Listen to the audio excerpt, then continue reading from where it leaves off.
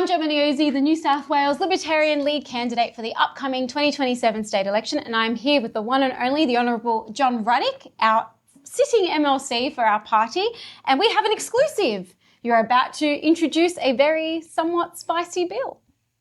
Well, what we're going to do this week in the state parliament, we're going to introduce a bill that is going to repeal the Department of Multiculturalism, or what's known as Multiculturalism New South Wales. Now, Gemma, that costs taxpayers $78 million a year. And it's not just the finance, which is a big deal. I mean, Libertarians want to abolish not just the Department of Multiculturalism, a lot of things, but one of the very top of the list will be the Department of Multiculturalism. Why is that? Look, if someone's grown up in Timbuktu, and their ancestors have lived there for thousands of years, their mum and dad's there, their grandparents there, their cousins are there, they live there, but they've just said, yeah, I've checked out this place, Australia, I want to go and live in Australia, and they get in. Okay, well, why are they coming here? Because we're a better country. Mm-hmm. That's as simple as that.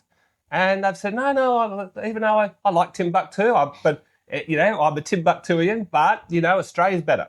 And they're going to come in. Okay, so if that's the case, why do we want to pay them to continue with their Timbuktu traditions? Now, if they want to do it, and I've got zero problem if people from various ethnic groups want to celebrate their home culture. That's no problem at all. I just don't want the taxpayer to fund for it. Now, when they get taxpayer funding, all these little groups, and they all put their hand out for money because it's irresistible, strings come attached with it. They say, okay, Timbuktu Association, you want to have your annual Timbuktu annual celebration day? Okay, cool. Here's $2 million. But you've got to have a welcome to country. Got to talk about climate change. Got to have, a transgender acceptable bathroom nearby. All this stuff. Mm-hmm. So if the government wasn't involved and they wanted to, there might be people who want to come, Canadians in Australia. They want to get together for an annual We Love Canada Day. Okay, fantastic. Just the government shouldn't be involved.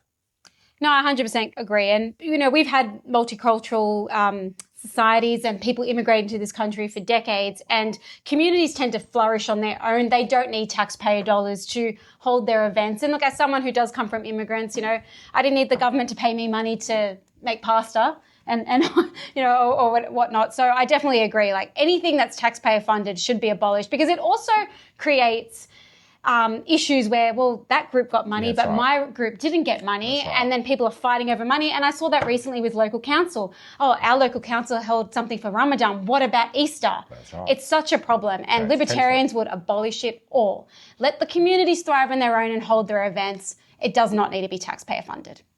Can't wait to see that bill come through. Hear, hear.